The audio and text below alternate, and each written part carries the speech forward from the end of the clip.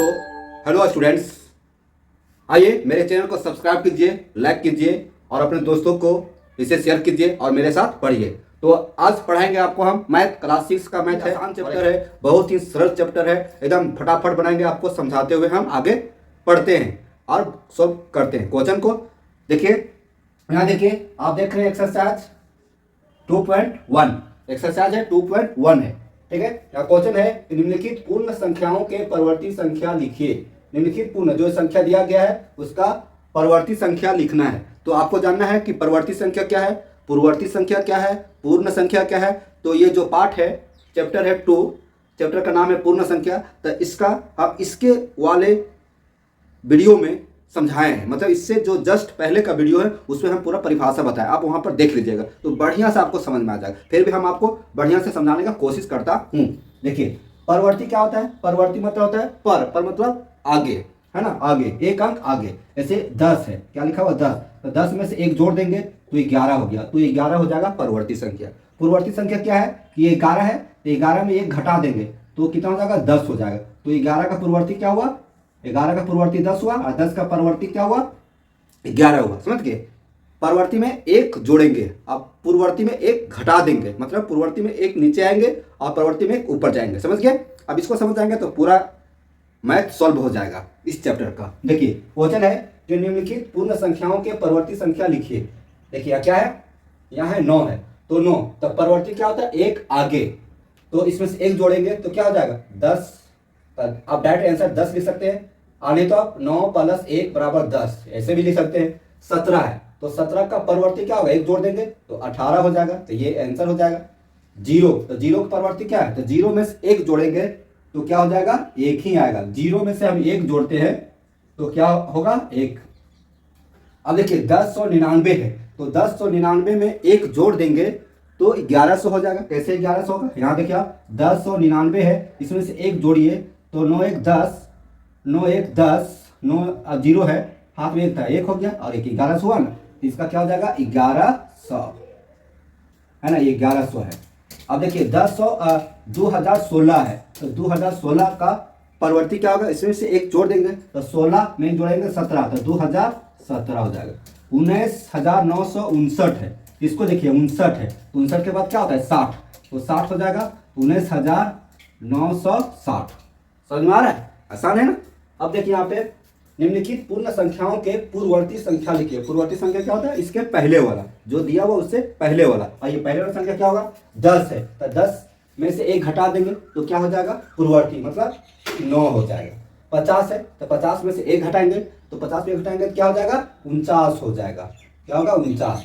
अब देखेंगे यहाँ पे 2016 है, तो 2016 के एक पहले जाएंगे तो 16 की जगह पर क्या होगा आपका 15 हो जाएगा, 2015। अब देखेंगे ये थोड़ा आपको टफ लग रहा है तो अब घटा लीजिए। देखिए 32,800, देखेंगे यहाँ पर 32,800, उसमें से एक घटा दीजिए, इसे पहचानेंगे 10, इसके बाद खुद नहीं थी, ये इससे पहचानिए 10 हुआ, 10 हुआ, फिर इसको पहचान दिए थी 10 हुआ, इसके बाद क्या बचा 9, तो 10 में से एक घटाएंगे 9, यहाँ क्या बचा 9, 9 9 में 9, यहाँ 9 ही आएगा, यहाँ क्या बचेगा, जब इसको पहचान दिया तो यहाँ 7 बचेगा, 7 2 3, 32,799, क्या हो जाएगा 32,799।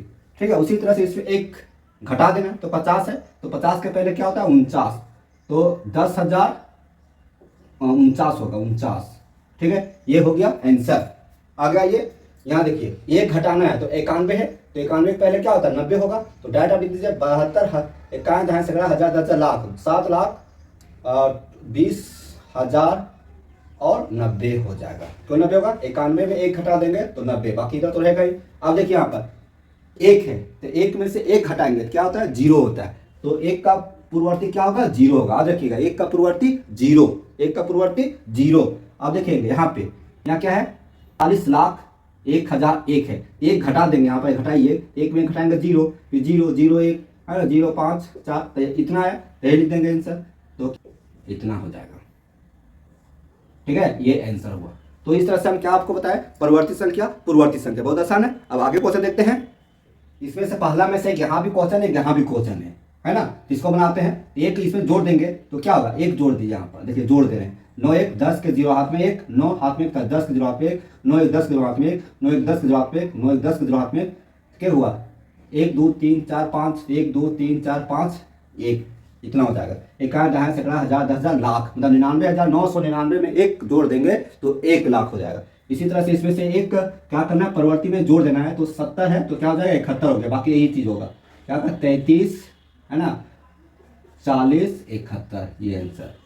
अब यहाँ देखिए सबसे छोटी प्राकृत संख्या कौन सी है, सबसे छोटी प्राकृत संख्या कौन सी, आपको जानना पड़ेगा। प्राकृत संख्या किसको बोलते हैं? प्राकृत संख्या उसको बोलते हैं जो गिनती वाली संख्या होती है। गिनती वाली संख्या जैसे 1 2 3 4 5 6, यही नहीं गिनते हैं, तो जो गिनती की संख्या उसको प्राकृत संख्या बोलते हैं। नेचुरल नंबर तो 1 शुरुआत कहाँ से करते हैं, 1 से, तो 1 से जो शुरुआत करते हैं तो यही ना हो जाएगा सबसे छोटी। 2 करेंगे तो 2 बड़ी हो जाएगा, है ना। सबसे छोटी संख्या क्या होगा 1, समझ गए। प्राकृत संख्या गिनती वाली संख्या कहते हैं, ठीक। अब यहाँ देखिए सबसे छोटी पूर्ण संख्या, तो पूर्ण संख्या किसको बोलते हैं, जो 0 से शुरू होती है उसको बोलते हैं पूर्ण संख्या। तो 0 से शुरू होने वाली संख्या को पूर्ण संख्या बोलते हैं, होल नंबर बोलते हैं। तो 0 से शुरू हो रही है तो यह 0 हो जाएगा, जो शुरुआत हो जाएगा वही छोटी संख्या हो जाएगा। 0 के बाद 1 आती है, 2 आती है, 3। ऐसी प्राकृत संख्या बताइए जिसका कोई पूर्ववर्ती नहीं है। प्राकृत संख्या देखिए ये प्राकृत संख्या हुआ तो जिसका कोई पूर्ववर्ती नहीं है, तो 1 होगा। 1 क्यों होगा, क्योंकि 1 के पहले कोई पूर्ववर्ती इसका है ही नहीं, क्योंकि 1 से शुरू होती ही है। प्राकृत संख्या 1 से शुरू हो रही है तो इसलिए इसका शुरुआत 1 से है, तो इसका पहले नहीं हो सकती है कोई संख्या, ठीक है। तो यही हो जाएगा 1। अब यहाँ देखिए क्या है, इक्यावन दहाई सैकड़ा हजार 10,000, 15,099 के बाद 3 क्रमागत संख्या लिखिए। 3 क्रमागत बाद, उन्हें क्रमागत मतलब क्या होता है, एक के बाद एक के बाद एक, है ना। जैसे यहाँ क्या है 15,099 है, क्या है 15,099 में से एक जोड़ देंगे। पहली क्रमागत संख्या क्या होगा, इसका बना रहे हैं, यहाँ बना रहे हैं, है ना।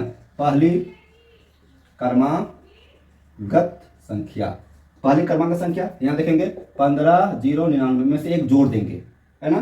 तो जोड़ेंगे 15,099 है ना, 15,099 एक जोड़ेंगे 0 9 1 10, ये आपका हाफ में था ना 10, मतलब 15,100। तो ये पहला क्या हो जाएगा 15,100। तो दूसरी क्रमागत संख्या क्या हो जाएगा 15,101। तीसरी क्रमागत संख्या 15,102, यही हो जाएगा। क्रमागत में क्रम के अनुसार हमको बढ़ना है, तो पहली दूसरी तीसरी, समझ गए। एक इसमें जोड़ दिए पहले हो गया, फिर इसमें से एक जोड़ेंगे तो दूसरी हो जाएगा, फिर इसमें से एक जोड़ेंगे तीसरी हो जाएगा, ठीक। अब देखिए 51,000 से ठीक पहले 3 क्रमागत पूर्ण संख्या लिखना है। 3 क्रमागत पहले तो पहली इसमें क्या होगा, पहली है ना, पहले करा, पहले अगर ये क्या करा है बाद में, तो पहला संख्या क्या होगा 51,000, तो 1 घटा देंगे। पहले मतलब क्या होता है, पहले मतलब 1 घटा देंगे, तो 51,000 है ना। पहले देख लीजिए, रब कर रहे हैं, यहाँ रब कर रहे हैं 51,000, है ना। 1 घटा देंगे तो 9 9 9, यहाँ तो 9 आया, क्यों आया, इससे बचा दिए 10 में घटाएंगे 9, यहाँ 9 बचा है, तो यहाँ 0 बचा, है ना, 0, ठीक है। और यहाँ हो गया अपने 51,000 में 50,999, एक जोड़ देंगे तो हो जाएगा। तो पहली क्या हो जाएगा, पहली क्या हो जाएगा 50,999। दूसरी को इसमें घटा दीजिए 50,998 हो जाएगा। तीसरी 50,997 हो जाएगा, ठीक है।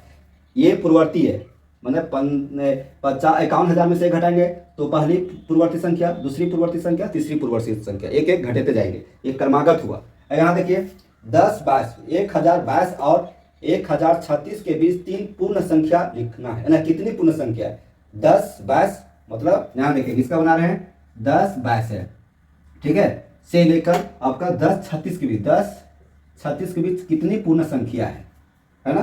कितनी पूर्ण संख्या, मतलब इसके बीच में कितनी पूर्ण संख्या है, 27 हो गया, 24 हो गया, 25 हो गया, 26 हो गया, 27 हो गया, 28 हो गया, 29 हो गया, 30 हो गया, 31 32 33 34 35 क्या हुआ 1 2 3 4 5 6 7 8 9 10 11 12 13, कितना हो गया 13। आंसर हो जाएगा 13। समझे कि 1022 और 1036 के बीच में कितनी पूर्ण संख्या है 13 है। कितनी है 13 है, जोड़ दिए, है ना। अब देखिए अगर क्वेश्चन, क्या सभी प्राकृत संख्याएं पूर्ण संख्याएं भी है। क्या सभी प्राकृत संख्या किसको बोलते हैं, जो 1 से शुरू होती है। प्राकृत संख्या किसको बोलते हैं, जो 1 से शुरू होती है। और पूर्ण संख्या किसको बोलते हैं, जो 0 से शुरू होती है ना। पूर्ण संख्या 0 से, देखिएगा सबसे छोटी प्राकृत संख्या 1 से शुरू हो रही है, और जो सबसे छोटी पूर्ण संख्या 0 से। तो यहाँ क्वेश्चन समझिए, क्या सभी प्राकृत संख्या पूर्ण संख्या है? ये प्राकृत संख्या पूर्ण संख्या है, हाँ है, क्योंकि पूर्ण संख्या में भी एक आती है। जैसे 0 के बाद 1 2 3 4 है ना, रब करने के लिए। देखिए पूर्ण संख्या किसको बोलते हैं? जो 0 से शुरू होती है, ठीक है। आप प्राकृत संख्या किसको बोलते हैं? जो 1 से शुरू होती है, मतलब गिनती की संख्या, ठीक है। अब यहाँ क्वेश्चन समझिए कि क्या सभी प्राकृत संख्या पूर्ण संख्या है? ये प्राकृत संख्या पूर्ण संख्या है, तो ये चीज इसमें है ना, ये है कि नहीं? 1 से है, तो 1 से यहाँ शुरू हुआ तो हाँ है, तो इसको लिखेंगे हाँ। क्या लिखेंगे? हाँ। अब देखिए, क्या सभी प्राकृत संख्या पूर्ण संख्या है? प्राकृत संख्या, ये प्राकृत संख्या पूर्ण संख्या है। यहाँ 1 से शुरू हुआ, 0 से, तो इसमें 0 शुरू हो रहा है, तो ये नहीं है। प्राकृत संख्या पूर्ण संख्या नहीं होती है, तो लिखेंगे नहीं, ठीक है। अब यहाँ देखिए, क्या सभी पूर्ण संख्या प्राकृत संख्या है? ये तो हो गया। वह कौन सी पूर्ण संख्या है जो प्राकृत संख्या नहीं है? वह कौन सी पूर्ण संख्या है? पूर्ण संख्या ये जो प्राकृत संख्या नहीं, तो ये क्या है? 0। ये देखिए, इसमें 0 है, इसमें है नहीं है, तो यहाँ हो जाएगा शून्य। क्या लिखेंगे? शून्य। शून्य कैसे हम लिख सकते हैं, है ना, ये चाहे ये, ठीक है। इस तरह से आपका 11 तक क्वेश्चन सोल्व हो गया।